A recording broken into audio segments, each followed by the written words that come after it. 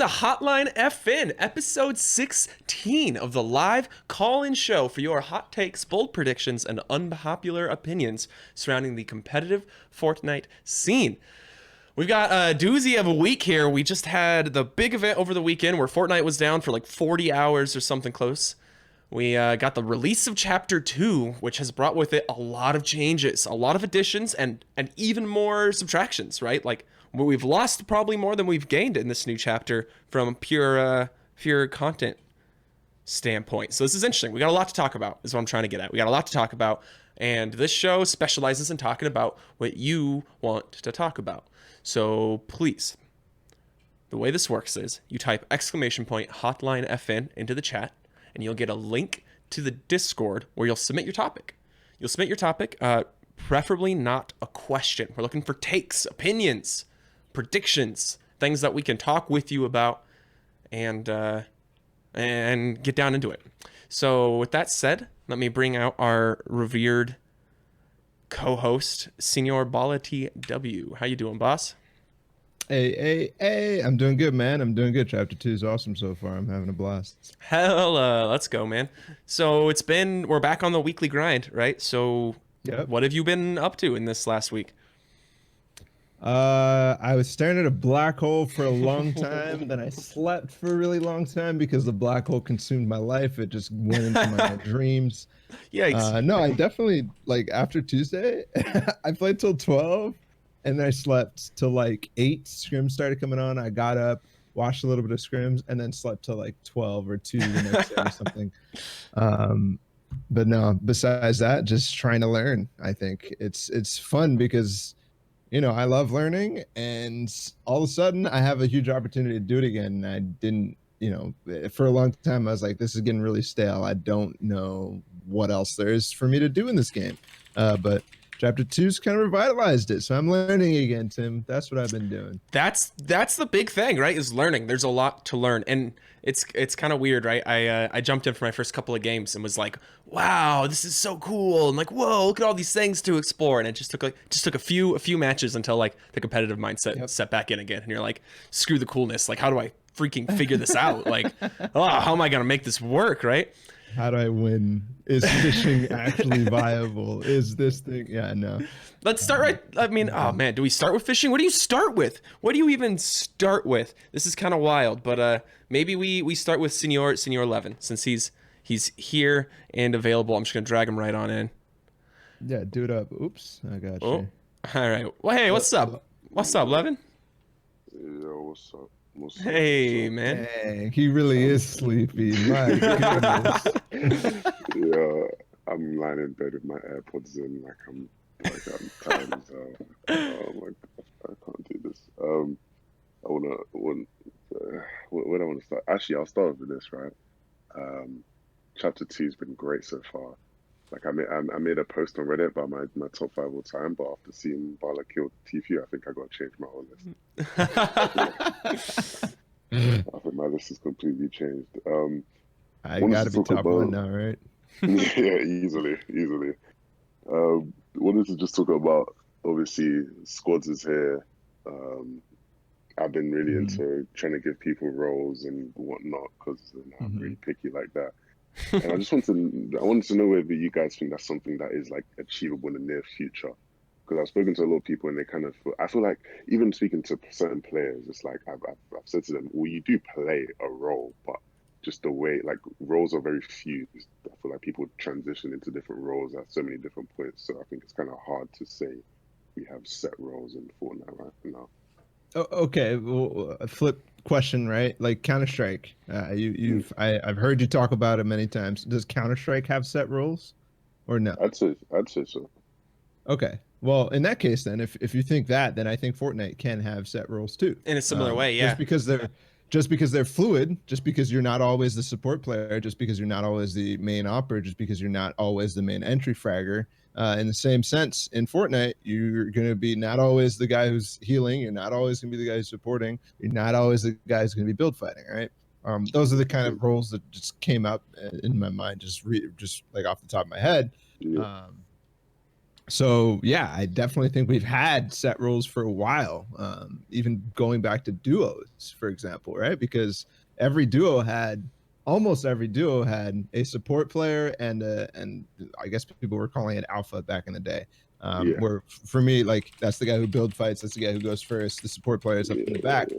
But like when you think of a established duo like Saf and Zayt, which one's the support player? But they do play support, Yeah. Yeah, both of them. and the thing is, right, is that like I think my biggest thing is that maybe because of other games, I think there's a lot of stigma behind kind of people like being called a support player, whereas I feel like in squads and even in trios, like depending on the team, the support player is probably the most important player for a lot of people. Oh yeah, So I think 100%. like I'm trying to like I think it's important that we try and like push storylines and make it so that the certain roles aren't perceived in a certain way, which is Yeah. lesser. Um, Yep. but I don't know. From talking to people, I don't think people want to embrace the idea of being called your support player. Yeah, it doesn't mean you're support all the time, but that's like your Sure. I mean, I primary role think the and the role you difficulty of work it best too in. is And I don't see. I'm trying to figure out when do people start to like say, hey, yeah, I'm a support player, or I hey, am I'm this. the alpha, I'm a fragger, whatever it is that we decide to call that role. Sure. Yeah, I think part of the That's what difficulty I'm is that like while the idea of roles and having Really. set roles makes more sense to me like I as think we of get that. bigger teams. GG. I Are love it. you I'm not there, sure if you can Levin? hear Tim, but I'm gonna go ahead and mute you. Yo, man, thank you so much, bruh, Yeah. Thanks for bringing the topic, for man. the question. And have a good sleep, dude. All right, Tim, what were you saying? I was just gonna say that I think that roles makes a lot of sense in squads, especially set roles. The difference is, or not even necessarily difference. I feel like part of the problem is that a lot of these players are still playing competitive solos. They still want to be fresh for competitive duos or whatever comes around. And in those situations, you can't really rely on a set role. Even in duos, there's too much to be done by both players that you can't just say Yep. like I am the support player, I am the fragger. Like the fights where that works out, awesome for you. And like the more you can force those situations, that's probably great for you as Yep. well. But you can't just like solely practice that way, right? And so then Yeah. because that's the way the games come up and all these professional players have come up, that's what you have in squads. Are these people who are Well, let me used to ask- doing as much as they can. So that might be a tough transition, even if it is a viable one. Yeah. Let me ask you though. But regardless of squads, because obviously squads, you have another person. There's extra stuff for that person, or there's extra stuff to be done and more bandwidth to be able to do it. Right? You actually have Yeah. more power to be able to do as many things as you can. But does Chapter 2 change anything in regards to set roles? I mean, I very Sure. clearly think of the bandage bazooka, right? Straight up. But is that a role yet? Is a healer a role yet? We talked about it before when Chug Splashes came out. I know. Did Chapter 2 really change anything for you, Tim, in terms of this topic? Yeah, I think so. I think that it opens. Well, it's tough, right? We had chug splashes, and you kind of mentioned like finally, like a healer, right? Like kind of a thing, Yep. and that didn't like really work out, right? If you like chug splashes are so worth holding over like almost any other form of heal that it wasn't relegated to a specific person on the team, right? Whereas the bandage launcher, man, that thing is phenomenal. Just like even if in like any given moment, right? It's like you can heal like about 100 hit points over like maybe 3 seconds, something like that, right? I don't know the exact numbers, but that sounds right to my head. Like that's incredible. Like that may not be like amazing burst. That's still better than a med kit in most situations for one person, and it's repeatable, right? Like I don't know why you wouldn't want to be holding this if you have the bandwidth, right? Like in squads. The value over a game is insane. Like you want to hold that. Like if you get to use it for close to 100, 75 hit points 3 or 4 times, like that's nutty value. Like for a single item pickup, that's crazy. So I definitely think that while maybe that in and of itself isn't enough to like be a dedicated like healer sort of role, or just like I don't think we can get that specific yet. I don't think Chapter 2 gives us those tools just yet, because that's one thing to be doing sometimes if you find the item. And in this case too, it's an item that number one takes 2 slots, but it's also purple rarity, so it's actually pretty hard to find. Yep. And in a Chapter 2 where everything is vaulted, all of a sudden we don't have that much white health damage, right? That we used to, right? Yeah. There's no more stinks. There's no more. There's literally white health damage is not that common anymore. There's no Explodes storm still. flips. I mean, if you eat a couple nades. Yeah, 100%. So it's interesting. I don't think we're there yet. I think there is always, if a team wants to pick up a bandage bazooka, it's always going to go to one person. I think people are definitely going to decide, like, yeah, okay, this guy's You're the gonna carry guy. the bandage bazooka. And that's probably going to be the guy who plays more of a supportive role anyway and is sitting back on some form of height with the AR while everyone else is build battling, right? Like, like that's the guy who's going to hold it anyway. So I do think that it solidifies like that support role more, but I don't know if there's too much else going on with the game otherwise, right? Like we might have that now. We might have like the supporting guy who holds the grenade launcher or the the bandage launcher and has the best AR on the team, and then everyone else is still just playing Fortnite, competitive Fortnite as per usual. Yep. That's my take on these roles. Yeah. Same thing. Scholar. We got a couple of Titans ready for us. This entire time. Just go ahead and pull in respect. Yeah. Yo, what's your name? Where are you calling from? Hey, what's up? It's Resprit. Yo, Resprit. I'm now calling from Chicago. I've moved since I last called it. That's incredible. I'm here for my PhD program. Nice. Yeah, so Congrats. Pretty busy now, but trying to get the Fortnite in during the evenings. So what you're saying is that Hotline FN has helped you through a hard and difficult move into the cold and snowy tundra, right? Yes, exactly, Tim. You're spot on. Thanks. Yeah. I pride myself on those. What do you want to talk about today, man?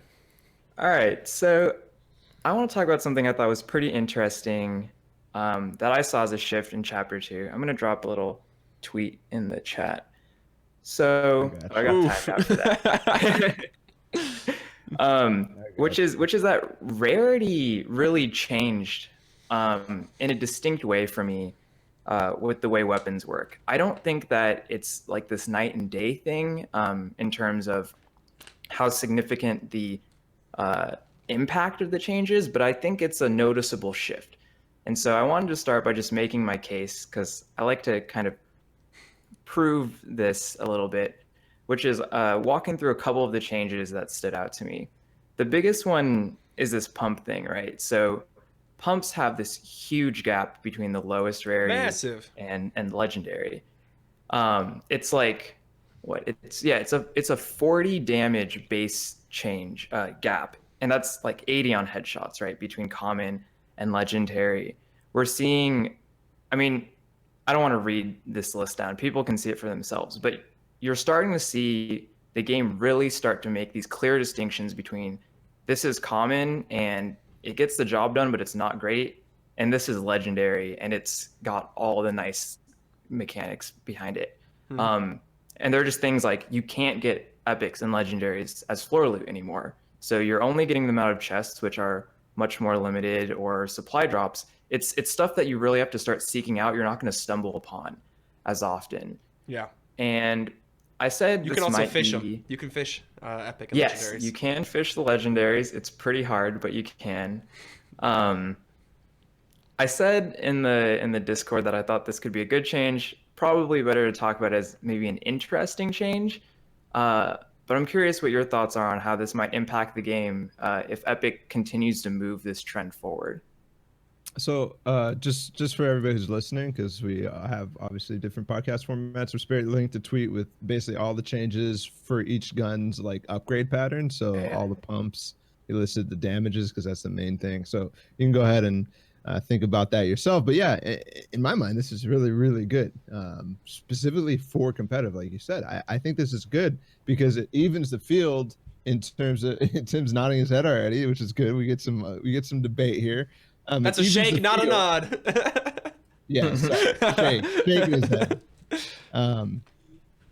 It evens the field over everybody, right? It's no longer are you going to get like, oh, okay, this guy just got stacked off spawn, he wins the game, he has 2 Rift to Goes type of thing, right? Just because he found 2 Rift to Goes in the chest. Obviously, we're not talking about Rift to Goes, but it feels like that in terms of weapons sometimes too, right? Where a guy can loot Westworld, get a gold scar, a gold pump, all this stuff, and then just win the game because nobody can really stop him. The one thing I don't like about it is that it lowers kill incentive, right? It lowers because most people are only going to have blue weapons or more. And I don't know. I don't see a lot of like even when I'm playing pubs, I still don't finish a game after getting 7 kills and have a full gold loadout anymore, which is kind of weird in terms of that kill incentive. But I still think it's good because it just evens everybody's balance, right? It's like playing solid gold. Everybody has the same thing. Everybody's on an even playing field. Except they don't, right, is the point. Because there's still going to be 3 or 4 people in the lobby who are the lucky ones, who get the gold weapons that are so much stronger than they were before, especially in relation, I guess only really in relation to the pump, than their counterparts in previous seasons, right? The difference between me fighting someone with a purple pump and versus a blue pump, it's crazy how different that fight has to play out, right? You hear the advanced pump sound, and you know that, like, I think you know shotguns are a that whole they can one pump you, different right? issue, right? I think shotguns are a whole different issue. They're just Sure. not really balanced right now in my mind. Okay, we get into shotguns then. Yeah, I think it's interesting. I mean, this is still again on shot because really nothing's changed for any of the other guns, the rarity damage spread wise. Correct, Respite? Sorry, can you repeat that? None of the other weapons have had any changes to their damage spread across rarities. Correct? Like maybe the pistol. Rocket launcher had an adjustment. The Rocket rocket launcher. launcher, the Okay. epic or the legendary one is much more powerful than the common and uncommon one. But the ARs and the SMGs Or the are all rare still and- pretty tight. They're all still pretty tight to each other. And so Yeah. so having a gold still doesn't really matter that much like over a blue. And so yeah, I guess to me it's not really much of a change. Like it's not much of a difference in the long run. I think maybe a gray AR has a different threshold, like number of shots you have to hit to get the kill, versus like the blue ARs where the threshold shifts. I can't remember. I don't have the numbers in front of me. But it's oh, I guess I could have the numbers in front of me. But No, they're not there actually. So oh, it's all okay. good. But yeah, I don't know. I guess the only real big part for me is the shotgun, and this kind of leads into though the upgrader, right? The upgrader I feel like has almost no value unless you're like you've got a blue shotgun and it's there, right? If I've got a blue shotgun, I'll go out of my way to upgrade it to be able to one pump.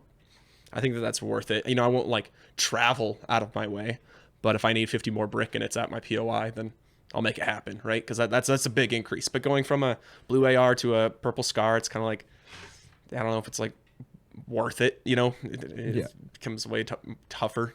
I've ever tried to justify that call. Next caller has a topic directly about the upgrader, so I'll leave that. But I do want to ask you, Respirit, good or bad this distribution change for upgrades? Good or bad? Because you kind of stated your point. What do you think about it? Honestly, I'm really not sure. I mean, in terms of the upgrader itself, I think it's just too expensive and too situational for certain weapons. It's almost like a noob trap, right? Like if you use it for certain stuff, you're just throwing away mats, in my opinion. What about I'm talking more specifically about like the changes you laid out, right? In terms of weapon distribution, rarity distribution, making it less so towards the high end where those are less possible, and then everybody else basically having more even distribution. What do you think about that overall? Right. Good or bad? Yeah, I mean, I think my gut feeling is that I actually like it. And I don't think the reason I like it is really how things are going to play out. But I like the idea of players having to think about their weapon rarity more and trying to and needing to integrate that into their gameplay, especially their macro play. It's really interesting how in the past we've seen a lot of pros, especially in the earlier seasons, just totally ignore rarity. It didn't even affect their decisions. You would see people like run past a blue pump and they just don't care. And being forced to think about that a little bit more, I think adds an interesting form of skill gap to the game when it's so mechanics heavy right now. Not entirely, but I think the really, really macro stuff is not acknowledged as much as it could be. There's not enough power. There's not much power these days in like macro skill, right? Like you kind of touched on that. Obviously, the widespread in shotgun rarities helps that, but I don't think that the widespread in rarities across the gamut necessarily does a lot. That's my take. Thank you so much, Resprit, for bringing your take. Resprit, RESPRIT on Twitter. Find this guy. He's putting out incredible content. Thanks so much, man, for coming on the show. Yeah, no worries. Thanks, Tim. Have a good night, man. Bye. Yeah, you too. All right, guys, remember that you can hop into the Discord and drop in your topics. We do not have too many. In fact, we do not have enough. Hop on in, bring your takes. What you think? What do you think? What do you think? What do you think about you disagree with us? You think differently about the bandage launcher? You ready to argue with us? Don't pay too much attention to Balla. He's grabbing the guest very animatedly. But it's yeah. Exclamation point, Hotline FN. Hop on in. I'm not sure if the command works. If you're watching on Balla's stream, you might need to head over. But I think it does. I think he has it on a timer. Getting close here to our next guest. Something interesting for me that I definitely want to talk about, I want somebody to call in with their take on is, man, dude, I want fishing to work so bad. I want fishing to work. Well, this kind of ties into what Respert was saying, right? A little bit. I was kind of touching back on what Respert was saying, though, about the rarity spread and how it affects macro play. Chests are way more valuable now than ever before, right? And so it feels like in this season, I can land on like 2 little huts and be like decent for the game, right? Like, especially if I've got like a fishing rod, we can debate the veracity of that, right? But even without it, like, I feel like there's just like a decent amount of loot around, and I don't like have to worry that much about looting in general. I think the best part about the looting is that your path can be set. Like you don't have to worry too much. You can have a path, and you can almost certainly guarantee that you're going to get what you need if all goes well. Whereas even if all went well in chapter 1, you could still end up screwed because you didn't get what you need. So that's pretty cool to me. Yeah, I agree. And the point was that if you want to have a higher chance of getting a 1-pump shotgun, you got to go for chests. You have to prioritize looting chests over a space with loot or a more spread out path, right? That doesn't include a high density of chests. All right, we ready for our next caller, Balla? Yes, sir. Hey, what's your name and where are you calling from?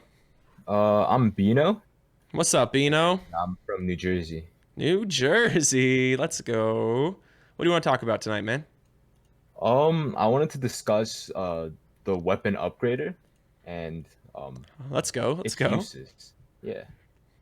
Okay. So, yeah, my take on the weapon upgrader is that I think it's a great addition to the game. It needs some tweaking, but it provides something that I've been kind of wishing for this entire time, and that something is regarding when you are in a good situation in zone where you're at your POI and you're kind of secluded. You don't really have much to do aside from heading towards center zone, and if it isn't really worth it to do that, if it isn't worth it to travel on land to get to that location, then I think that farming those extra mats to get that extra level of rarity on your weapons could make a key difference, and it allows you to spend your time more wisely when you're already in a good situation.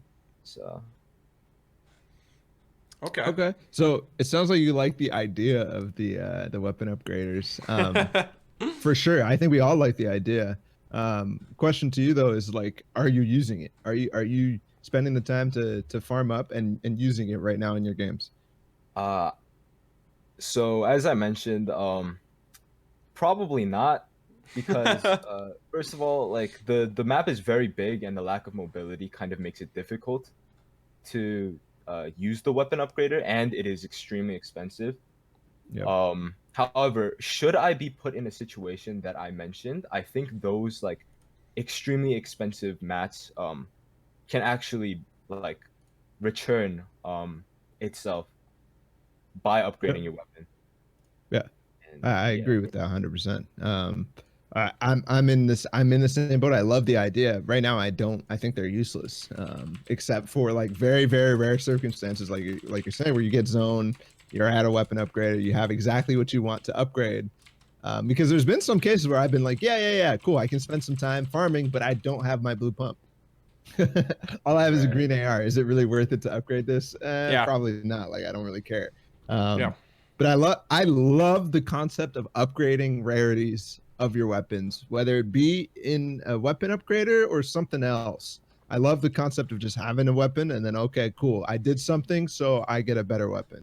I don't know, Tim, what are your thoughts? I mean, I agree basically across the board, right? I think it's an awesome idea, right? To me, the way it should play out, the way it could ideally play out is you know, you've got one at, it's not even one at every POI, right? There's only like 7 or 8 or so spread across the map, but you've got it, you know where it is on your loot path, so it's always an option and worth using, you know, to like breach a threshold, right? To turn your blue rocket launcher into a purple, to turn your blue shotgun into a purple. Like, that's what I think is always going to be important, is if you can hit a threshold with an upgrade, or if you have enough of whatever resources it costs to power through multiple levels to hit that threshold, right? I would love to be in a world where we could upgrade, you know, you sacrifice time farming for time, or time looting for time traveling, to guaranteed turn your gray pump into a purple pump. That would be huge for the game. Like, that would be a great RNG mitigant, I guess you could say.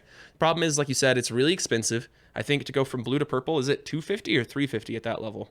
It's a lot, right? I think Yeah, it's 275. 250. Okay. The Yeah, part for me it's a that's lot. weird is that I feel like we already have like a rarity gating mechanic when it comes to materials, and that's metal, right? Metal is, for the most part, rarer than brick and wood, right? You know, save like a couple like specific POIs, right? But Yeah. I would prefer them stick to like lower numbers, or one material type, Yes. so you kind of like have you can kind of gauge around it better, right? Like, if you imagine like your greens or your ARs, yes, specifically wood only, whereas pumps were brick, and your snipers or set it heavy to things specific were metal. items. Right. Okay. Yeah, like specific items, and it was always like that. I think that'd be really cool. It's kind of like a the vending machine was like an RNG version of this weapon upgrader, anyways. Yeah. And it was cheaper. For this, it's like super expensive, and I literally can't. So, yeah, I agree. I like that idea. We need some tweaks to it. I like the idea. I still want, this is unrelated, but I still want them to mess with weapon upgrades as a kill incentive. Kill somebody, and then you automatically get a weapon upgrade. Just like a random item in your hand. Yeah. Yeah. I think that'd be awesome. Just gun game all the time. Yeah, like I didn't even think about it that it's gun game. But yeah. Yeah. Anyways, No, I mean, I agree. Bino, you had a second topic you want to talk about the RPGs? Yeah. So I know there are like a lot of complaints regarding RPGs this season. Specifically how common they are. They're like essentially just like the end all be all for most kits. And so a lot of people like are expressing their distress towards the weapon, but I think they're in a fantastic spot. They just need some tweaking. And one user mentioned earlier that one possible tweak they could make is have the RPG consume the same amount of slots as the bandage bazooka. And I think it's like, I agree with the kind of where he is like directing this change, but I'm not exactly sure about the 2 slots. And I think this because he mentioned as well that in solos it wouldn't be very worth it to hold a weapon that consumes 2 slots. Each slot is like heals another weapon. It's vital. Yeah, each slot's vital. Yeah, it's extremely vital. So having an RPG may just simply not be worth it, because also there are like limited amounts of ammo you can take with the weapon. Sure. So here's the thing though. You say it might be too difficult to like use it regularly in solos. I'm fine with that. Like, is that like, I'm totally fine with that. Here's the thing, like, I think there are other ways to like potentially address the rocket launcher issue, right? My problem with it isn't necessarily that just about anyone can have it. It's that just about anyone does have it, right? Like, they take it. If they can have it, they take it, right? So it's not just a squad with a rocket launcher. It's a squad with 4 rocket launchers, right? So whatever way moves us towards a situation where it's a squad with 1 rocket launcher, maybe 2, I'm fine with that. You don't even have to touch the stats of the thing. Like, you literally could touch nothing else if whatever change. Yeah, if whatever change like causes it so that less people just hold them, I'm cool with that. And I think 2 slots will do that, just like could do that. I don't know how likely it is that they do it, but I feel like it could have that effect, just like the bandage launcher. You're not going to get squads carrying 3 bandage launchers. Like, that's dumb, especially as more items come into the loot pool that you need. Yeah, exactly. Yeah, exactly. I don't know. What do you think, Balla? I like that you're thinking of all the different possibilities, like specifically in solos. I think that makes a lot of sense. That we're invalidating the rocket launcher, but to me, I'm perfectly okay with the rocket launcher being invalid in solos. Sure, maybe, and it's not even that, right? It's a decision, right? Maybe sometime we're gonna see a competitive Fortnite event where nobody's carrying the RPG, but all of a sudden Vivid picks it up, and you know, Right. like Yeah, yeah. I think that'd be really cool. Those are those kind of Like meta the- shifts and meta like picks that I think we all hunger for. We all hunger for these loadout picks to be different and like have variety and have these crazy loadouts that can work. And I'll give examples too because remember back Friday Fortnite, the first iteration of it, Ninja, um, all of a sudden started carrying the LMG over other things, the light machine gun, Yeah. and it was like, oh my god, Ninja's you just absolutely just dominating everybody with the LMG. Nobody's ever done this before. Boom, everybody's minds were blowing up over the fact that he was using an LMG. Yeah. And there's been other situations too, like I can't think of any, but that one specifically comes to mind. Every other game has some sort of aspect of like, oh wow, he just picked to use that, right? Yeah. Like Right. hero picks, champion picks, all that other stuff. Whatever it is, yeah. Everybody's hungering for that, and Yeah. that's why I like making it harder for things to be picked, but also you can't nerf it to the ground where it's never ever Yeah, ever yeah. gonna be picked. Because this is another great point. This is something I read, and it might have been it might have been Bino who typed it earlier. Oh yeah, we're talking to Bino. Sorry, man. It's you know you maybe it was somebody else, but somebody mentioned that I had read like they don't want rocket launchers to change too much because in this world of little mobility, especially vertical mobility, like you need some way to pressure high ground, right? Like low and Right. mid need some way to try to move up or to try to alleviate pressure from them. And rocket launchers provide that. So if their drop rate was drastically reduced or their ammo super reduced to where you're reluctant to use it, I think that those are still like viable options. I wouldn't be surprised if they're explored by Epic. That's their typical way to address things. But again, just making it take 2 inventory slots. Now that we know that they're willing to like explore that design space, that just feels great. You can leave rocket launchers Let's try in, it. which makes us less like not need to have as much mobility. I'm sure we'll get into that, but yeah, I honestly don't mind. I don't mind the state of rocket launchers, except for it sucks when a squad has 4. I also just love the concept of power weapons taking multiple slots in general. Yeah, it's right? great economy. Just It in like general. yeah. Correct. Yeah. It puts focus back on that slot economy that like we've talked about, but never really meant that much beyond like carry your heals and carry your mobility. Now there's Yep. more options here.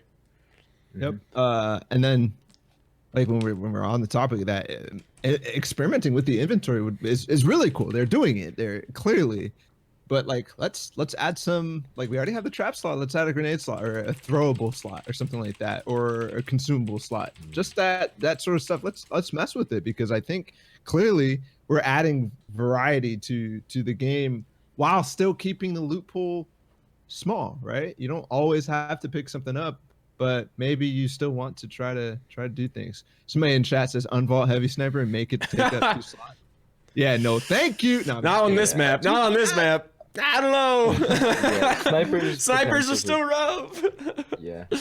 All right, Bino. Regarding What's up? No, what's regarding up? inventory economy, I actually had like an idea earlier in the season regarding so there was the topic of healers and such, people who kind of fill out this niche role.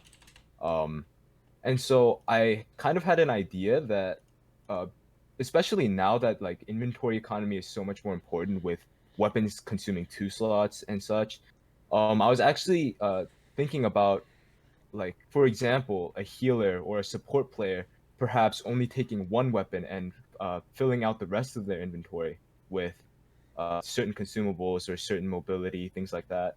Because with squads, there are lots of members, but I don't believe that every single one of them needs to necessarily have an AR or needs to necessarily have a shotgun.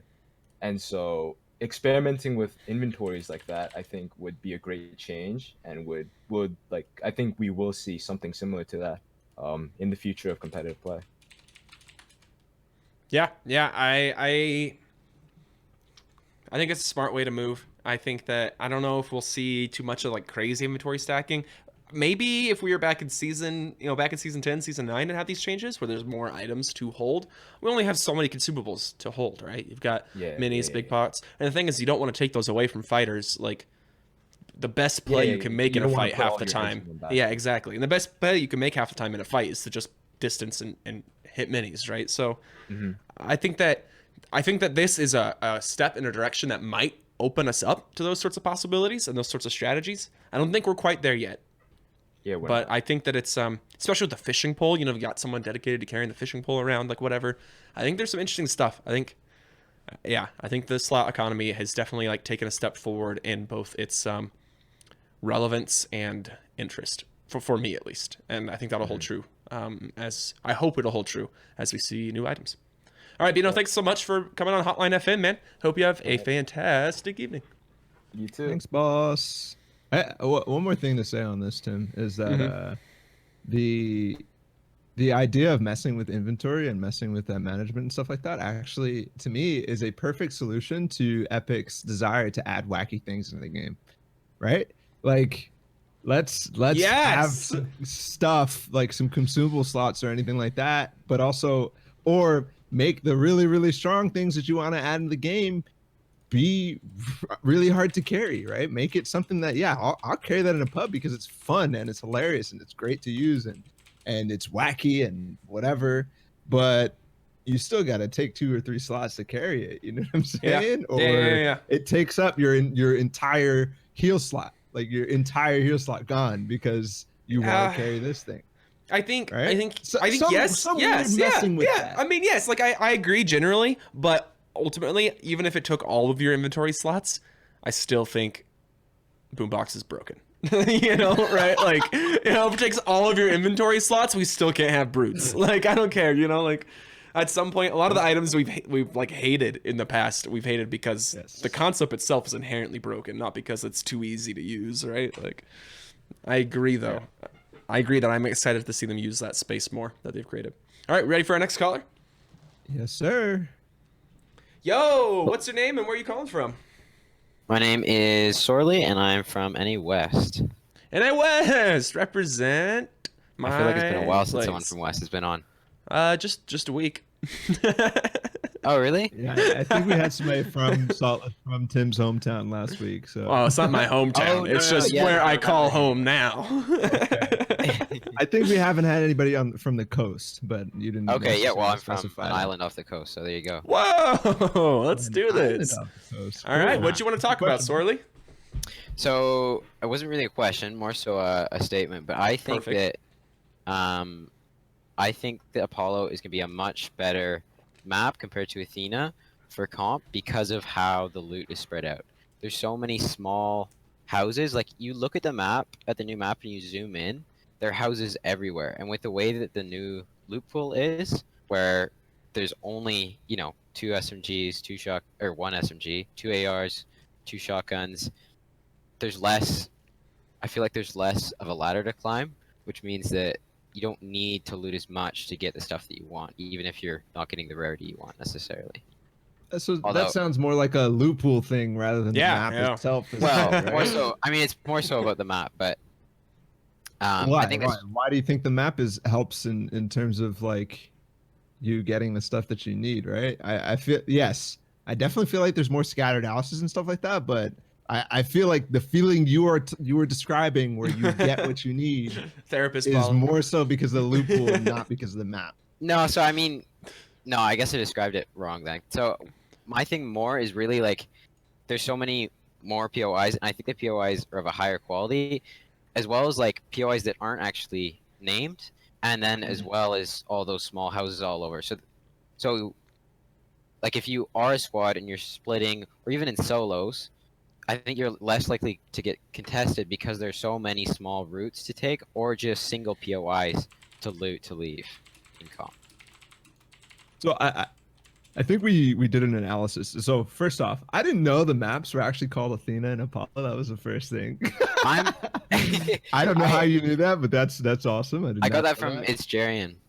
Oh, okay. In his video talking about the new and old map. Got it. Okay.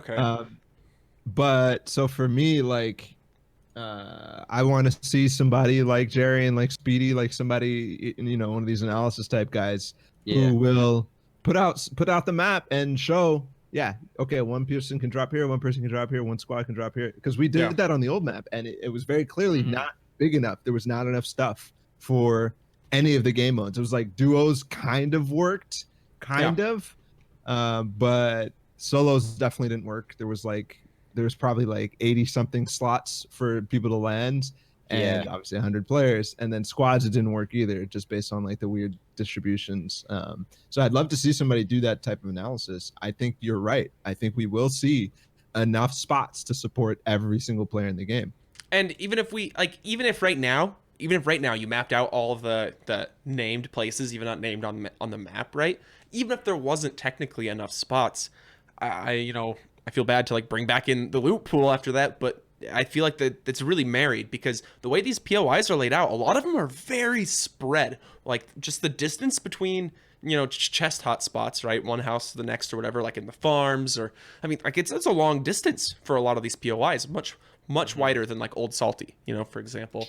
That creates way more opportunities with the new loot pool for your squad to land on like 2 or 3 houses, loot some stuff, farm, and decide to leave like very safely, and still with like potentially decent loadouts, right? Like I agree, I guess is all I can say. I agree with you. I think that it's much better. That's hard. I don't know if I can say much better. I'm liking it right now. I don't think it's much better. I think because of the size of it, if there was more mobility in the game, I think it would be much better than the old map. But I mean, technically smaller.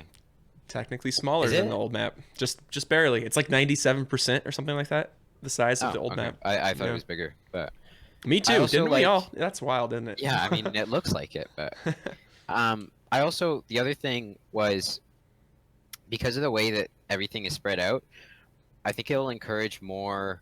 At least I hope it does, because I really like watching this kind of play. But splits, like, Balla, I don't remember whose team it was, but it was I think it was right at the beginning of FCS, one of your VOD reviews on a trio that landed. It might have been Sean, Aiden, I can't remember who the trio was. Luxy, Dementos, and Letwick. They landed Lucky Landing, Yonder Yards, and Gas Station. No. It was at did I say Lucky? I meant to say Loot Lake. Oh, okay.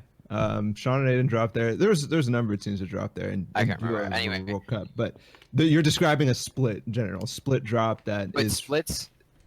Yeah, but splits especially, I think, are so cool to watch, especially in the bigger team modes like trios and squads, because it just makes it kind of splits up. Like you guys always talk about how with the bigger team mode, trios, there's only 33 stories, and then with squads there's only 25. But then I think that splits up and makes little smaller storylines, especially, and it makes the early game more interesting, because you might have a split and then one teammate gets caught, and then how does the squad adapt and go in to support that player? How do they not? How do they maybe lose that player? And then how does that benefit the other team? I think that's all going to be very interesting, and I agree with all your points. I just am worried about how unsafe splits are like even more unsafe now. Like a greedy split can put you in such a terrible position, because your team and yourself have no way to get back to each other quickly, right? So it'll be, I agree, and I hope that ends up being the case. It might prove that there's only very few splits that make sense, just for that reason.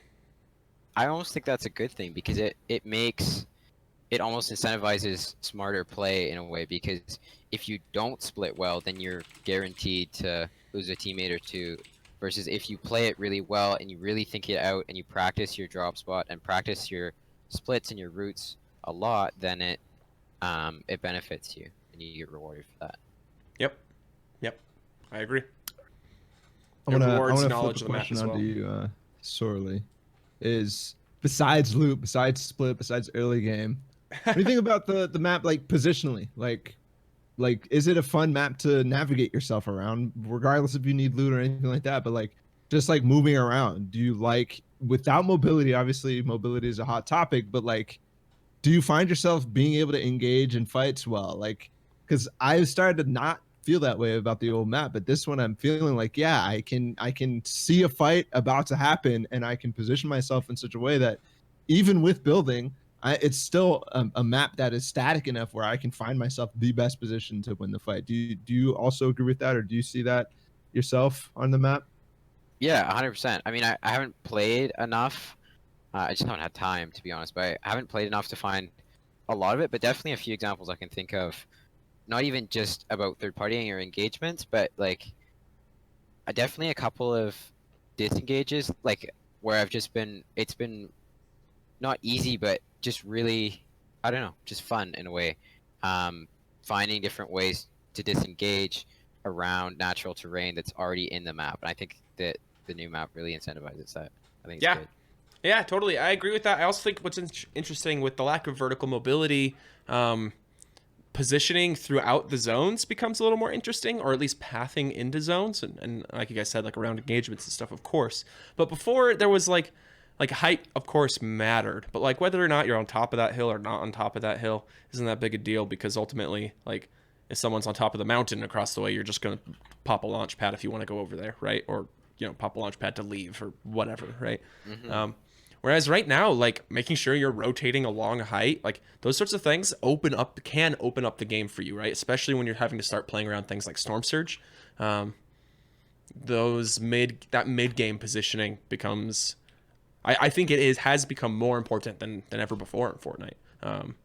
Even more so than like season 1, right? All right, Swordly, thank you so much for coming on Hotline FN tonight. I hope you have a phenomenal thanks for evening. having me, guys. Thanks, boss. Bye. Yeah.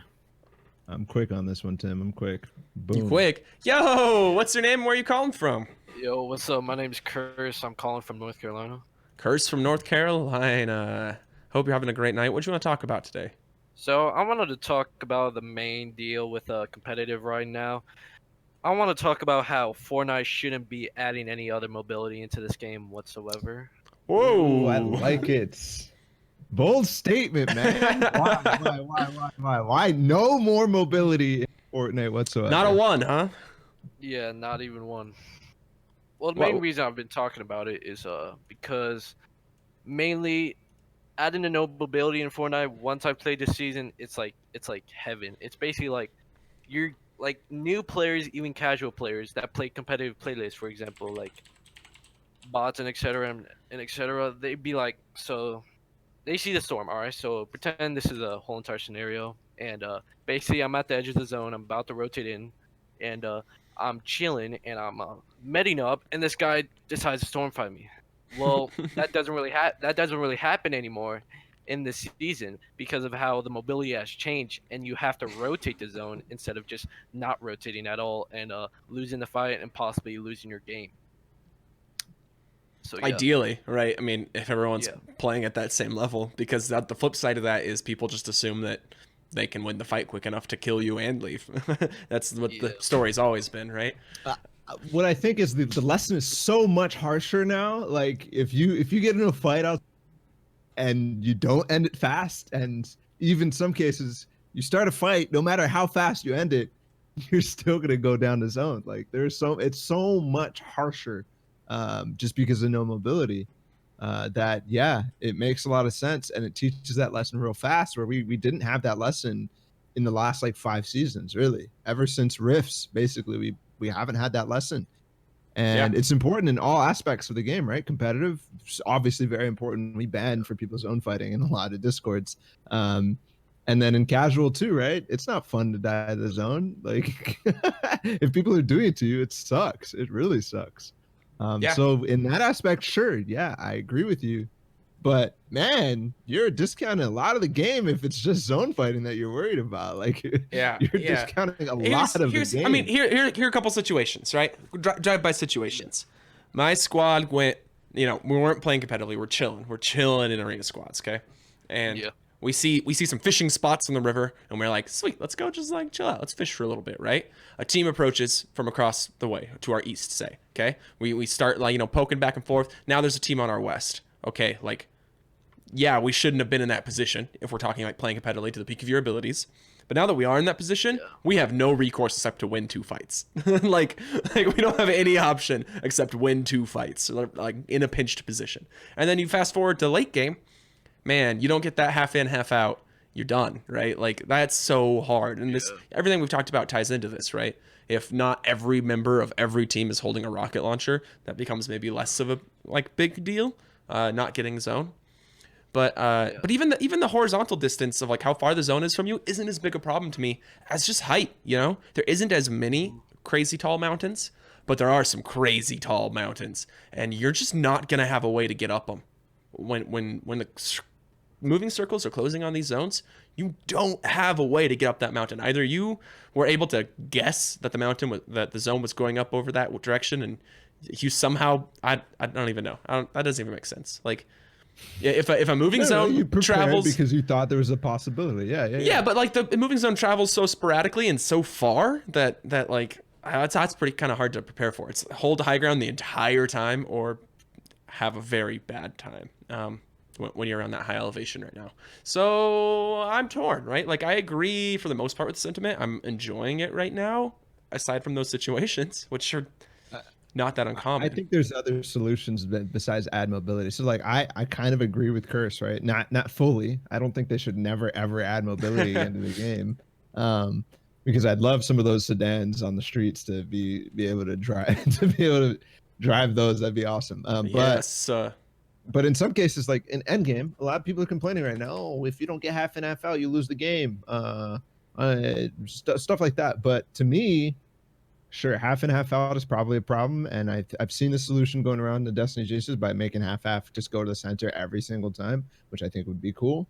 But like, there's positional value now in the game. There are huge positional values that if you aren't fighting for those, if you aren't spending your life trying to take a mountain that you know is going to be in zone, then you are screwing yourself because there's no mobility for you to be able to recover, right?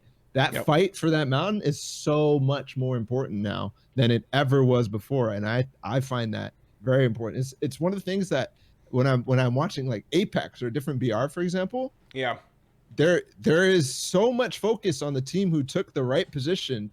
They have the possibility to win in a game right off the bat. That is setting the stakes, right? If they lose this game, they're throwing. I love that aspect. Or somebody else did something really brilliant to counter them. I mean, it's similar to the recent Call of Duty beta and development cycle where people are constantly talking about the power positions and whether they're too strong or too weak or not enough ways to approach it when someone is there, that kind of a thing. And I agree that it doesn't necessarily have to be like all-encompassing mobility, right? Something like a launch pad fills 1 billion roles. Something like a shockwave fills 1 billion roles, right? And we can explore solutions that specifically help with the problem of half in, half out's half, the map across from you, or solution just like the boat isn't a solution for end game. The flip can be in existence, right? You were never punished for carrying shockwaves. There's never any negative to having a launch pad, right? It's a trap slot, of course, right? But it's useful and usable and a great value at basically every point of the game. We can like stomach some trade-offs, right, as competitive players. Well, that's one way you won't see as many rocket launchers, if you've got to be holding the thing that you know you're going to need if the zone goes up a mountain in late game, right? Like, I don't have a problem with that. I think that's an interesting design space to explore. I agree, though, that I don't want it to be solved just by add Batarang and this will be the best season ever. Like, no. Yep. Add launch pads and this would be the best season ever. I keep saying that. I'm like, guys, like, what do you, like, no, that's launch pads all of a sudden become a catch-all, and it's you get rid of that aspect that I was just talking about, right? The positional power position. Exactly. And that's going to be great to watch in tournaments too. Like that's going to be so much fun. Like, it absolutely is. 100%. You're not going to see Mongrel and Mitro on high ground and just have like 6 teams land on them over and over and over. Yeah. Okay, are they going to hold it? Maybe. And then the other thing is like this amount of mobility. It feels like a BR. It feels like I'm playing a battle royale for the first time since season 3, to me at least. Yeah, Zexter had an interesting tweet about that. I thought was really poignant that I liked a lot. Basically, he was just like, "How do I feel about Chapter 2? Like, it feels like a battle royale game." Then I like battle royale games, and that's like all I got to say. Right? Like, which is interesting. I didn't play any battle royales before Fortnite. I don't think I particularly love battle royale as a format. As all-encompassing, as a catch-all, I hated it. I hated Arma. I hated H1. Didn't play PUBG because I thought battle royales were stupid. But then Fortnite came along, and it was the the main catch for me was like it was a battle royale that didn't have performance issues. I was like, okay, cool, let's try it. Now look at us. Now look at us, Balla. But I still love the concept of the BR genre mixed with building. Before, like, to me arena last season, bro, tell me that wasn't just a death match with building. Tell me that wasn't just a death match with some looting aspect and building. Like I was like, what am I playing in this arena? Yeah. Sure, it's not as top tier as like I can easily like just stomp the lobby if I wanted to. But arena will improve, right? Arena will improve as everyone gets to their rank, right? As everyone gets to champs.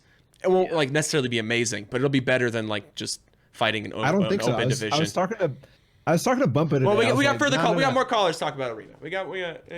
We'll get there. We'll get there. All right, we'll get there. On this specific topic, yeah. I was gonna talk about like, yeah, I'm starting to consider your idea. Maybe we should add like a tiny bit of mobility in this game, like definitely. But I'm not talking about like excessive things like the what is it called, the Batman or whatever it is. The Batarang, yeah. Yeah, the Batarang. Or no, the Bat Grappler, Grapnel. Yeah, Grappler. Yeah, where you literally can use it 10 times at least, even when you like hit a guy like a lot. Because when I played solos a lot during arenas, I usually always when I beam somebody during last season, I would always see this guy just retreat instantly with the grappler. That would just make me upset. That would just make me mad. Yeah.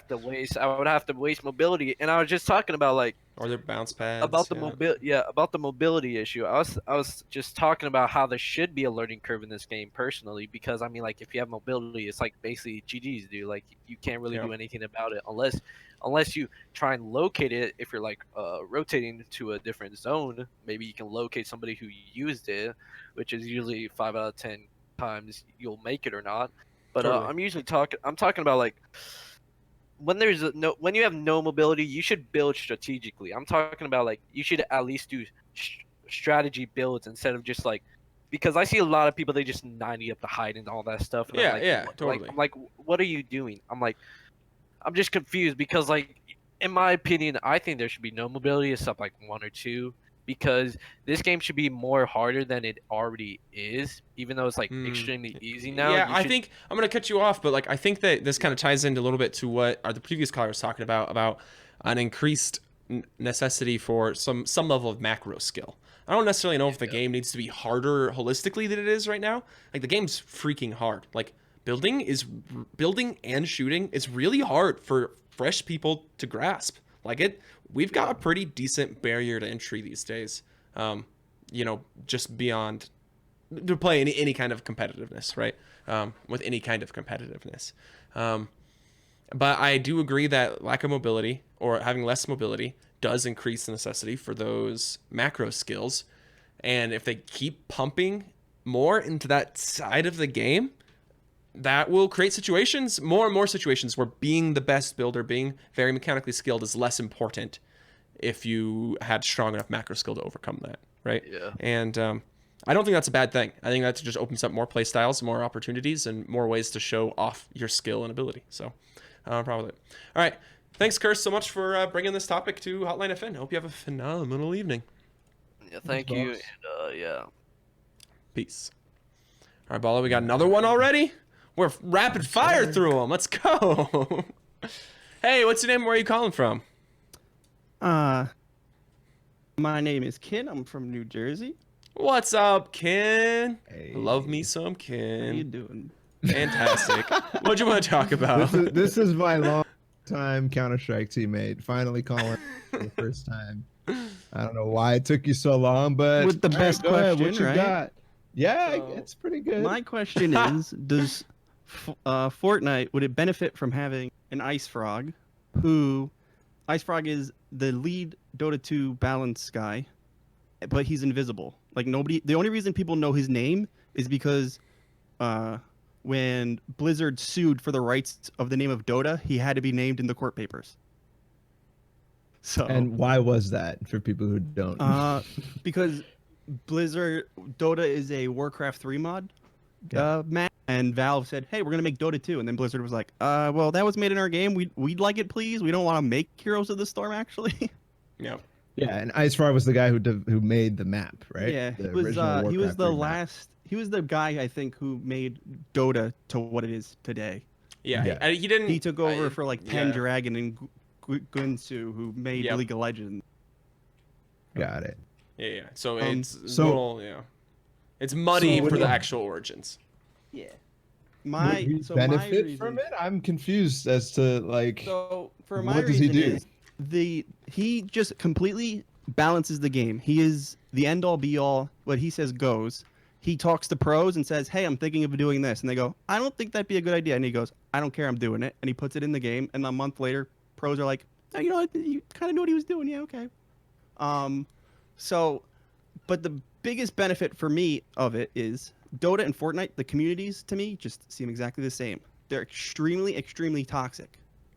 But you can't, and I think it's bad because I think Fortnite is in the same area as Counter-Strike, where you don't have somebody to crap on, but you don't really want to give the community somebody to crap on, so they crap on the company. And then you hear people, "Oh, Epic, Fortnite," and you get mad at the game rather than maybe the balance or the people behind it. Interesting. This is And not you the take step I away. expected. You just want a scapegoat. You just want a basically. scapegoat for the I community. just want the little children to have their little pacifier. That they When can did you suck get on. hired by Epic? So Dang. because I don't know if you know, Balla might know him. Do you remember David Kim from StarCraft? Yes. Oh, yeah. yes, So, absolutely. David Kim was a StarCraft guy. He had nothing to do with balance, I don't think. I think he was game design. So he was like, "Oh yeah, okay, we'll design the game this way." And Yep. people found out that he was that, and they just relentlessly crapped on him and Browder a little bit. And they weren't equipped really to. I guess they didn't have the personality to maybe do it. But then another Blizzard game that had a game designer who was good at it was Ben Brode.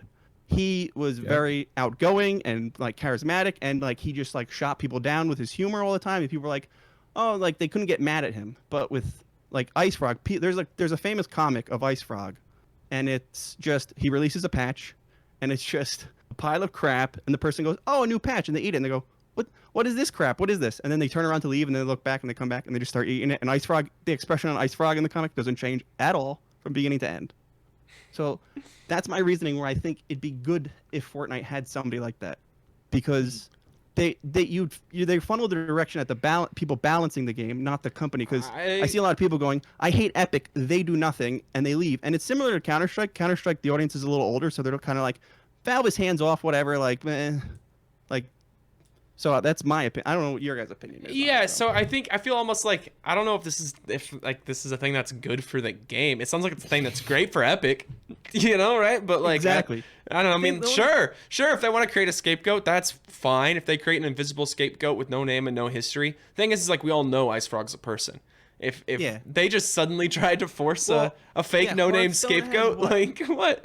That doesn't do anybody any Team good. 5 or something, and it's literally just like there's like 100 people in it, and people know it exists, but like they don't single out a person or Blizzard for being bad at balancing Hearthstone. They're like, "Oh, Team 5, like what are you guys doing?" Sure, So I think that here's a reason why I like knowing the developers by name is that I can go ahead and go talk to him. I can send him a message. I can do this, but you're it is responsible not.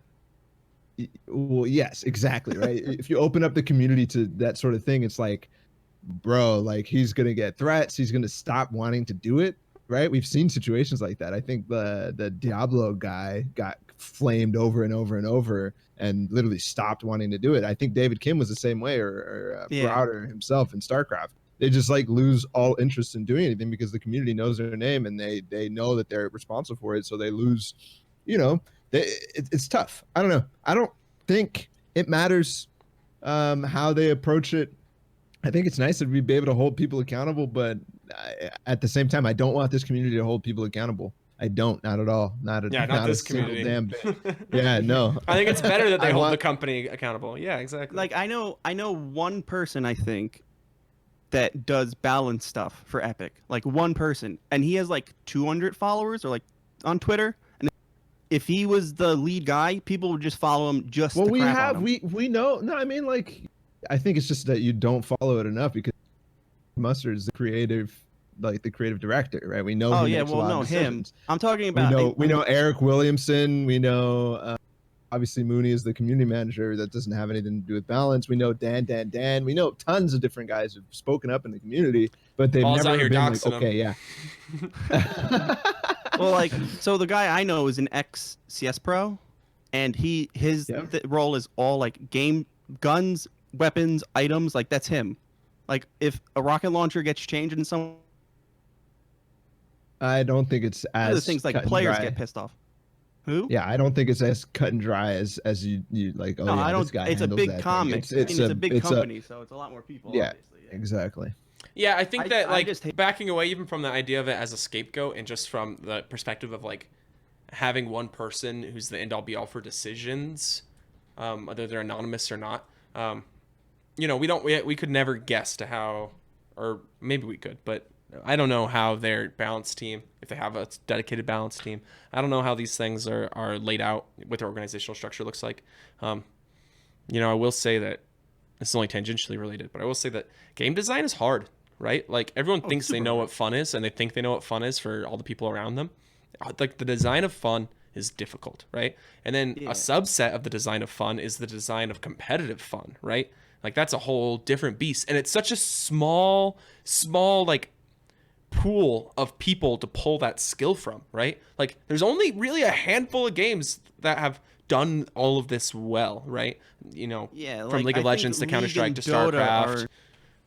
That coin where like I feel like League is, I don't really know too much about League. Everybody who's described it to me says it's fun, but it's not like the champion pool isn't completely balanced. And Dota's the opposite way. If you ask somebody who plays Dota, they're like, this game is not fun, I hate it. But you can pick from like the last international, there's like 130 every heroes, champion, and like right? 127 were picked.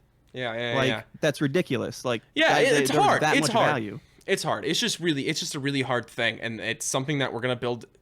Skill is going to be built up within that community of game designers over time as more and more people, you know, bring this on, and more names get created, right? We know that Riot just hired, or had hired for a while, Avalanche from Counter-Strike fame to work on their new Project A game, right? Like that's Volcano. Yeah. Or sorry, Volcano. My bad. Yeah, like that's huge. That's a big deal. Yo, that was adorable. Don't disrespect one of the best North American counter. My bad, guys. I don't know why I just said Avalanche. I don't know why I just said Avalanche. It's a cool nickname, though. All right, Ken. Thank you. Fun. Have a good night, Get some man. good questions coming up, guys. Don't screw it up. Oh, okay. All right. Bye. All right. So ready for our next? Oh, what's up? Special here with our next callers because we have what I think two it is? opinions. Oh boy, we hosting it tonight. All right. Yo. Hey, what's your name? Where are you calling from? Where you calling from? Hey, that's my thing. My name is Muvanji or Joel, and I'm calling from Toronto, Ontario. Nice to have you, Muvanji or Joel. What do you want to talk about? So my topic is the arena system doesn't promote skill. It just rewards players who play more than others. I feel this way because sorry. No, yeah, please explain. Okay, because like I feel like it's like always been to this like that to some degree, but I feel like especially since they changed to like this, my personal opinion, a horrible system of like 20 points per kill in solos, and then like rewarding less kills in the team game modes. But I feel like it's because you don't really. It's pretty easy to just sit in a box and then just not to just gain points from placement. But also like it doesn't take into account all the things you have to do in like in a real scrim game or like a FNCS game or something. Like personally, I like in an ideal world, I feel like you should be able to hop into a game, and if you're like high enough points, like if you're at 14,000 plus points, if like you have enough people queuing, you guys should be able to get a game with like the caliber of like an FNCS weekend. Like in theory, that'd be pretty amazing if you could just queue into a game like that and get top tier practice. But like so a question to you though, did you think that Chapter 2 changed anything? I'm trying to focus everything as much as I can on 2. Okay, that's fair. Do you think that Arena is more or less skilled this season? I think Arena is more skilled because the game is more skilled. I don't think because Arena hasn't changed itself. Like I guess the map has changed, but like I think the game is just more skilled because I don't know. Some of my friends don't agree with me, but I think that having a smaller loot pool is better because like if like I remember, holy crap, I remember. We've talked about the loot pool and like how it changes. Yeah. Okay. Cool. Yeah, okay. Yeah. I like the thought. I think we'll talk about it. I also want to bring in somebody else who basically has an opposing thought, although not necessarily. So thanks for the question, or thanks for the topic, man. No problem. All right, Tim, here we go. Next guy has exactly the opposite, or it sounded like the opposite, but when I 200, it's different. So I got this. Okay. Hello. Hey, what's your name and where are you calling from? I'm Shiraz. I'm Shiraz. I'm calling from London. Hey, welcome. Thanks for staying up. My question is, Arena is more skilled this season than it was last. Okay. Why do you think that? Because most of them abilities gone, so like players would like run away using like impulses and all the as a dumb ability items they had last season. Whereas this season, like you actually have to like focus on like rotating, wasting mats to get to high places so you can like hold people and stuff. And like, I've realized there's like lots of areas in the map where you can go that benefit you. Like if you go Slurpy Swamps, you can literally stay there till second zone if you like keep fishing and like using medkits to get points. So like, and like I was there earlier and there was at least 4 players fighting me at once, and like some of them were doing the glitch which I don't agree with, so I just keep going there. Yeah, the glitch is keep bad. Fighting them. I mean, it's not a glitch, but.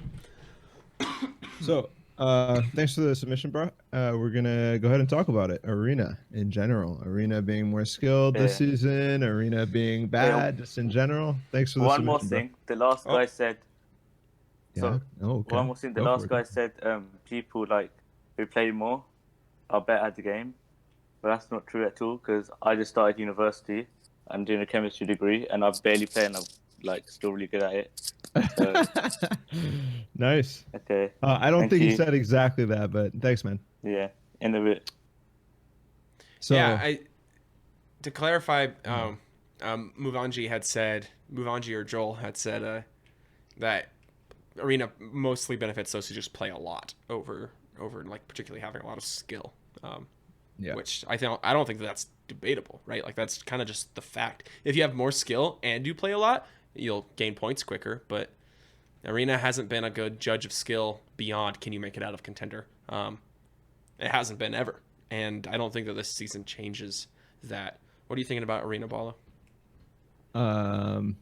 I think Arena hasn't changed at all, but because of the gameplay changes like these guys are feeling, it's more skilled this season. I actually kind of disagree with that right now because for me, like as somebody who plays a lot of scrims, like it's cake. Like you just position well, then you get placement points and you kill the last couple of guys. I haven't seen any lobbies as low as these in a long time. Even like mid to high contenders, which are where I'm at right now, just feels like it's the easiest thing ever because nobody makes it to endgame because nobody knows how to rotate. They all end up in one of those weird storm fights that we were talking about before where you can't do that anymore. So it feels less skillful in that sense, but I guess I can understand where it's more skillful too. Obviously it is more skillful if you're doing well on them. It's still hard for me to judge Arena right now, just how early we are in the season, right? We haven't even had a weekend. We literally haven't had a weekend. And like, I don't think we're going to see a majority of players who should be even in contenders for another couple weeks. You know what I mean? Like the people who would normally fill out those lobbies, let alone champs. So I think it is kind of hard to say. I think that, like you said, the zone fighting teaches a much harsher lesson than ever before, even for the guy who wins the zone fight, even with Siphon. So I think that if we have this conversation 2 or 3 episodes from now, I think we'll both have like much stronger and maybe even different opinions. As it is right now, I mean, my lobbies were tiny, but I just keep chalking it up to, like, I only played like a handful of Arena games so far, right? And that's like the open division. Like, what do you want? Like, I don't know what else much to chalk it up to. The open for sure. I think another interesting thing is without Tilted being like this, we had a couple spots known for being super hot drops, right? Just like if you wanted to grind points in Arena, drop there, kill everybody, play for placement, right? That kind of thing. Be it Tilted or Paradise or whatever. Now with this map, I don't like. Obviously, there's still some spots that are heavily populated, right? Like Salty always has a ton of people. The Holly Hedges always is pretty loaded with people. It was actually surprising to me how fast pub lobbies were dying out. You'll get in Solo Arena opens even. Open division, right? Whatever. You know, I was getting top 25 in first zone, top 50 before I got top 50 in a game before the first zone showed. like it's wild. I don't know where everyone's going. Tell me in the chat, where are you going? Where is everyone going to die off spot? Because that's not the zone. That's not the zone do it. When I get top 25 by first circle, that's not the zone doing it. You know, like where's everybody going to die?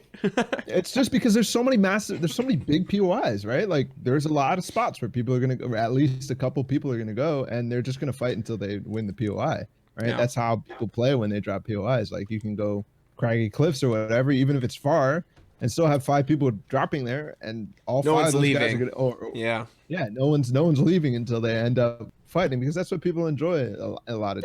And there's nothing on the line. And There's literally so nothing on the many line. of those, right? Lazy Lake, you know, I can't name all of them, but there are so many different POIs that people are interested in dropping in with a lot. We'd never had this back then. We never had this at all. There was always only like 3: Paradise, Salty, Tilted, or Pleasant, right? It's always like that. Oh, and Retail. This one, I'm looking at the map right now: Craggy, Steamy, Dirty, Frenzy Farm, Retail Row, Lazy Lake, Misty Meadow, Slurpy Slump. Like, you just look at every single point on the map, and there's somewhere that people want to drop in droves, right? Yeah. I totally agree with that. I think ultimately what it comes down to, and what it's always come down to and always will come down to, is incentive to play to your best, right? To play to win the game. And it's not there. Without it being there, it's always gonna be a problem. I don't know if Epic is scared of just not being able to fill out lobbies if you have the option, if it just becomes harder to get higher up, right? Because you have the option to drop. You know, when you look at like League of Legends player base, I think the last time I looked, the numbers were ridiculous. It's something like only the top 10% of the player base makes it into gold, which is like considered garbage by any like serious competitive player's perspective, right? And then by the time you get up to like even like diamond, you're looking at like a 10th of a percent. And we know in Fortnite that it's probably that 10th of a percent is probably contenders league, you know, like, I mean, it's tough. Hopefully we talked about how difficult this problem is just in general, in terms of like, how do you actually tier it and stuff like that. But that's the going back thing. to like, I don't need a lobby full of contender players or full of champion players every time if I personally still have something on the line in that game to make me care. Yes. Right? Like if I'm in a promotion game where I'm gonna jump up into the next rank like they have in League of Legends, so you have to win 3 games in a row to get into the next rank division, right? If I'm in a promotion match, I'm gonna play. Ideally, I'm gonna play as smart and as best as I can, no matter who's been put in my lobby, and maybe that makes it easier to fill these matches. The one thing though that's like completely disappeared, I thought we were gonna get like crazy arena change. I think since the inception of Hotline FN, I've been asking for my one favorite thing is arena changes. And they were describing something, and they were calling the arena system the most like innovative new matchmaking. Like, they didn't call it the most, but they were saying it's new. It's something that's never been done before, that sort of thing. And it's so underwhelming. They haven't changed it since. No, they haven't really changed it since its inception, right? Actually, never. They adjusted the values for the formats, but hype is still there. You're not using hype to do anything. You don't care about anything. You can't get demoted. So, yeah, I'm with the first caller, Mumanji, who said, yeah, there's nothing to play for. If you play the most, you go up, and that's never going to change as far as I can tell. Yeah, I'm torn. Like, have fun, engaging, and games that actually feel like practice through playing scrims, or like grind to champions so I can actually play.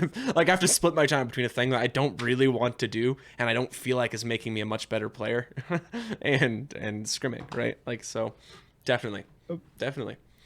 All right, we about ready for our next and last caller, Balla? I think we can drag him right on in. Let's do it. Hey, what's your name? Where are you calling from?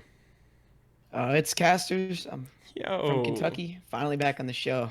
Glad to be here. We're happy to have you, man. What do you want to talk about? So the first thing is just a prediction, and I was thinking about this when I originally just like hopped on to try out the new update. I was like, wow, there's so many weapons, so many rarities. So what I think that the developers are trying to do is to like a large scale test and see which weapons get used the most, like the rarities. The preference. So does one player pick up a green pump and then they drop it for a gray tack, stuff like that. How much damage gets done with different weapons, the amount of eliminations per each weapon. Because I remember, I think it was season 8 maybe, when they vaulted the pump. Thinking back, and that was because like 25% or whatever of eliminations were coming from pumps. So that type of analytic. Also going to be looking at if any of them are overpowered, community feedback, which ones people use to upgrade benches, because I don't think I really see anybody like using collecting them. a ton of stats on which weapons are like. Why couldn't they do that before? Yeah. Because I think they did do that before, right? Yeah, they must Like, have. what does having more rarity do with them being able to collect stats? Better on collect data. weapons? Yeah. Originally, I thought they're making. I made this prediction based off of like they haven't released any patch notes yet. And it's kind of weird for them. Okay. So you're trying to get at the root of why they're not adding patch notes. Yeah.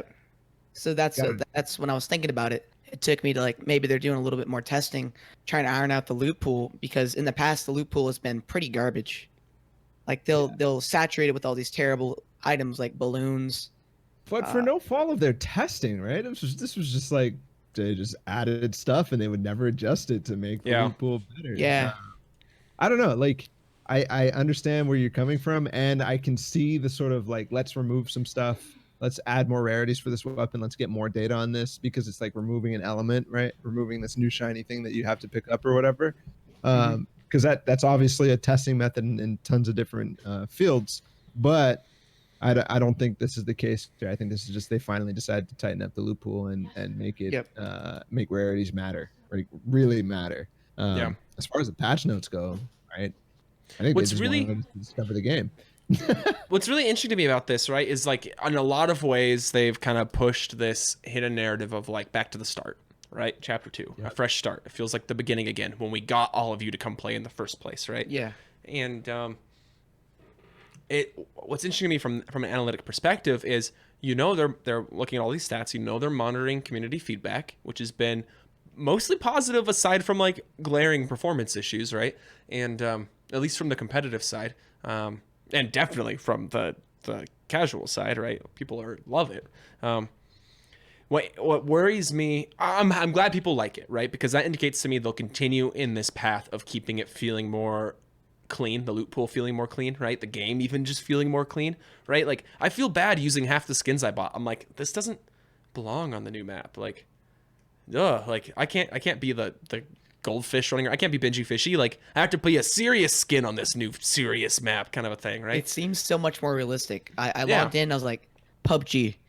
I was so reminded of the island map mixed with the original map from PUBG. So my point is that they haven't magically overnight lost the ability to crank out content, lots of it, and wild amounts of it, right? And wild types and variety. So my fear was that they would go back to this like cleaner first look, this fresh start, and people would be like, wow, I can't wait till we like, oh, this is boring. Like give me my Gotham City, and give me my all this stuff, right? Because they could in one patch just like start changing all the POIs and doing totally crazy stuff. I hope they don't. I hope that this is a good indicator that they aren't, that they won't be, right? All the positive community feedback, hopefully player base has been rising, yada yada yada yada. Because we really could see, it would be trivial to see in a month from now as FNCS starts, we're right back to the same place of wonky items and ridiculous POIs. The game changes week to week, in Fortnite. And hopefully this is a sign of that changing for the better, in my opinion. I don't know. What do you think, Balla? Yes. Here. One of the things you said was like, Epic could just turn the switch and just start adding wonky things again, and they could do that within a week. I don't think that is actually how Epic works. I think that all the stuff that they've done in the past, sure, there have been some things that have been like quick turnarounds, but for the most part, it's planned. For the most part, it's we have a list of things, let's knock them out, right? That's how development at Epic, I'm pretty sure, works for the most part. I think from season 4 they had already planned out all season, like all the way to season 10. I don't know that. That's just my guess. Yeah, I think they've had to have chapter 2 in the works for months. Yeah, that's a huge undertaking. The map. Yep, I agree with that. But like, even going down to like items specifically, right? Like the boombox didn't just like appear because they wanted a wacky thing to add in. It didn't take a week for the boombox to get developed. That was something that was conceptualized probably for months, and then finally they're like, yeah, okay, let's try it this week. Like, sure, it might do that way. Except we have the developer interview about the jetpacks. The anonymous developer during that Crunch article that came out, and he was saying how 1 week we're doing this, next week we're suddenly having to add a jetpack, and we don't have time to balance the weapons and like this kind of stuff. So we do know that to some extent things were being rushed out the door. That doesn't mean they weren't Things planned. are always rushed out the door. I'm 100% sure about that. True. But I'm true, just saying, like, it's not like a week turnaround time. Oh, okay, I have this idea for a jetpack. Let's put it in the game next week. No, it's the jetpack has been conceptualized, developed over months, and then finally they're like, okay, yes, this fits in the game now. Let's go. Boom. Now it's in the game. So who knows? So I think that this right now is hopefully a departure from let's add wacky item week after week, but they still have a content plan. There's still gonna be Gotham City. We've yet to see next week. Yes, exactly. Yeah, it'll be interesting to see if they stick with this more realistic vibe, this more like realistic tone almost that the whole game is taken, and still manage to roll with their MO of like being a marketing platform, right? Like how do you do a Nike crossover? How do you do a Guy Fieri Flavortown crossover and still keep the like serious vibe? You know what I'm saying? Like Balla over here acting like he ain't seen the tweet. Bro, we have a place called Craggy Cliffs. Like I don't know, man. Slurpy like, swamps. But like, yeah, why not just add Flavortown? Like, I don't mind that at all. I don't mind. Steal my Twitter meme idea, but I'm gonna edit dirty docs to dirty dicks. Of course you are. Of course you are. Oh yeah. All right. Thanks so much, casters. Thanks for being on the show again, man. Always glad to have you. All right. Have a good night. You too. Have a good night, man. Bye. All right, Balla. That's it's time to wrap up. That's been an episode. It's been an episode of Hotline. Yeah. That was quick. All of a sudden, Chapter 2 is here, and the Hotline goes like this because I want to get back to playing. I know, right? I love Hotline. I can't wait to play tonight. We just been rolling hardcore. We just cruise through these questions. Man, it's so easy when we don't have a random pro player slowing us down. You know what I'm talking about? Goodness gracious. These guys with their opinions on things. Kids slowing us down instead. Jeez Louise. Truth. All right, Balla. Love you, Ken. What are you going to be up to in the future here, and where can people find you getting up to it? I'm gonna be preparing for the new season, new competitive mode. Apparently, I think they announce the FNCS date. I forgot what the date is starting, but preparing for that. See what I can do in terms of getting ready for content in terms of that whole thing. Are you putting a squad together and playing the game? I'm not sure. I might put together a content squad. Like, you know what I'm saying? Like, let's go. Like a good old little caster team or something like that. But definitely that way you have an excuse when you don't do well. Yes. Yeah, I'm streaming with no delay. Here's your scapegoat, kid. Yeah. No, it's just like I can't commit to a squad where they want to actually do well, so I just don't. Like, if I do, then I'm gonna be I feel like I'll be screwing them.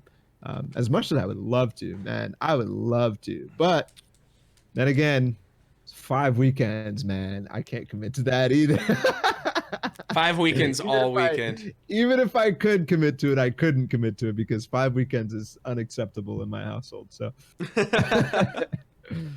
truth.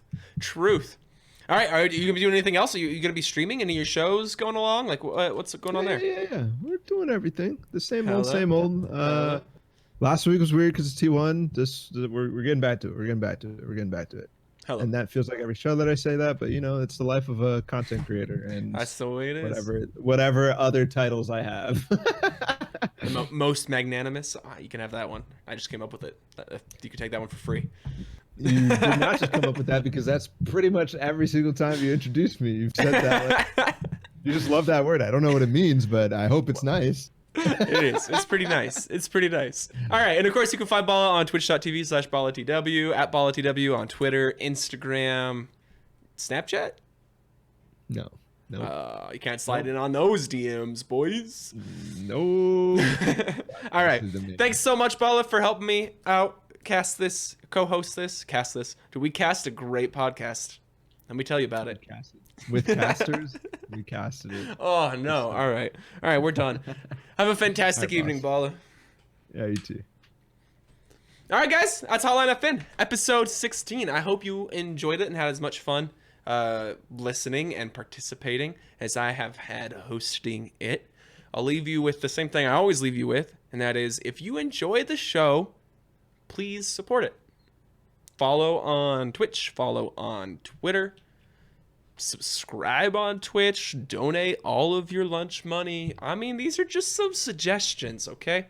Also, make sure you follow and support Balla TW. Again, twitch.tv/BallaTW and Balla TW on just about every other social except for Snapchat. Can't slide into those DMs, boys. So, yeah, that's it. That's the end of it. Support the things you love. Hopefully you love this. Please support it. We'll catch you next week for another riveting episode of Hotline FN. Stay tuned for the holiday schedule, because that's going to get wonky, isn't it? Let me know if you want me to dress up for Halloween. That could be fun. Okay. All right. Thanks for tuning in to Hotline FN.